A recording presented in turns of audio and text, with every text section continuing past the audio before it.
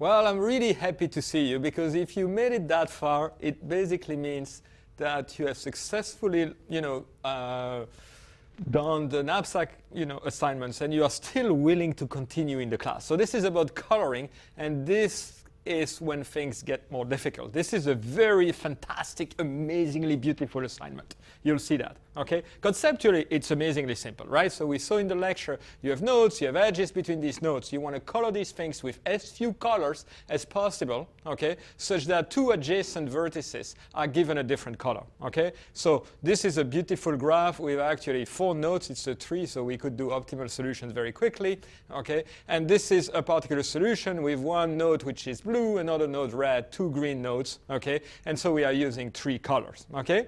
So this is what we will have to solve, okay? So this is a formalization of the problem, okay? You can look at it, okay?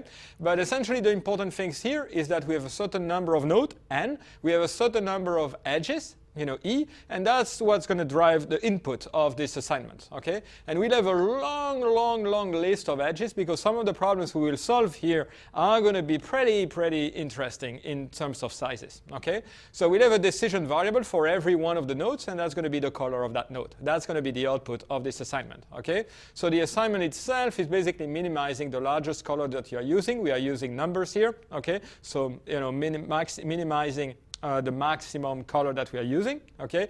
And then we have only a single constraint, which is reasonably easy. Two adjacent vertices have to be given a different color, okay?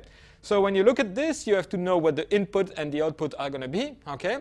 So the input here is going to have basically 2 ints, okay, at the beginning that will tell you the size of the number of vertices and then the number of edges. That's the 2 things that you will see there, okay? Number of vertices, number of edges. And then what you will have is a long list of edges, okay? Now, an edge is basically defined by what? By essentially 2 vertices, okay? So every line here that you see in the input is going to be basically telling you that there is an edge between, the first vertex and the second vertex.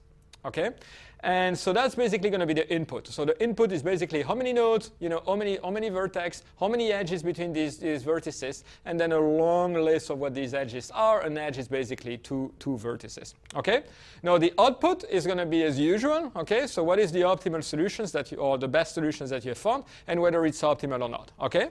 And then you will have also the colors of all these vertices. Okay. So for every one of the vertex, you will basically specify its color in the optimal, or the best found solution. Okay, so that's the basic idea.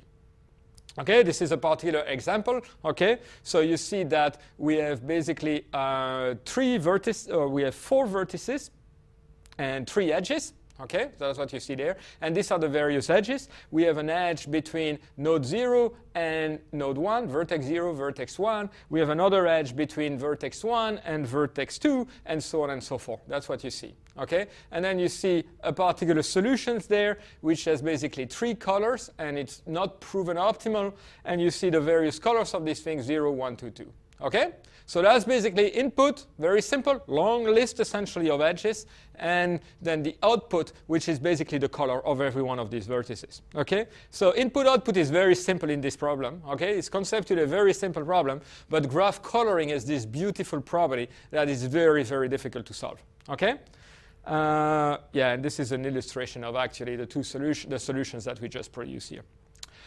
So let me give you some assignment tips here. Okay, so one of the things which is important, whatever the approach that you are actually using, is that the degree of a node is important. The higher the degree of a node, the more difficult it is, the more constrained that node is, in a sense.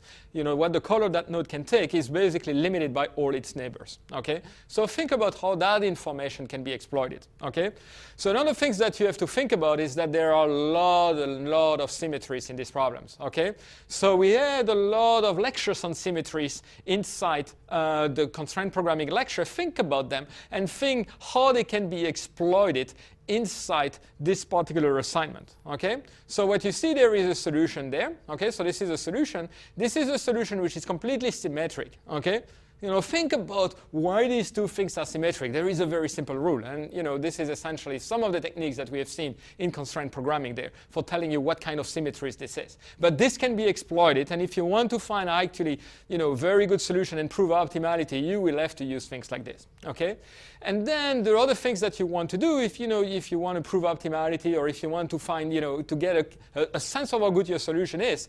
Try to find if there are easy lower bound that you can compute. There is one very simple conceptual lower bound that you can take, and that will tell you the best you can ever achieve. Okay, so there are a lot of structure here, although the problem is very simple. It's very simple conceptually, but there are a lot of things that you can exploit, and that's why I love this problem. Okay, now this is a beautiful graph here. This is 250 vertices. It's about 3,000 edges. Okay, which basically means that the density here, the density of the edges is 0.1% compared to the full graph. Okay, it's a reasonably easy answer. I mean, it's medium difficulty. It's still hard to prove optimality, but this is not some of the most difficult. This is not one of the most difficult instances. Now you can imagine how bushy, it becomes when you have 50% density. Okay, so that's much more complex and much more difficult to solve. Okay, so this is essentially, what I wanted to tell you about the graph coloring assignment. You can be really, really creative on this assignment. It's a fantastic assignment, okay?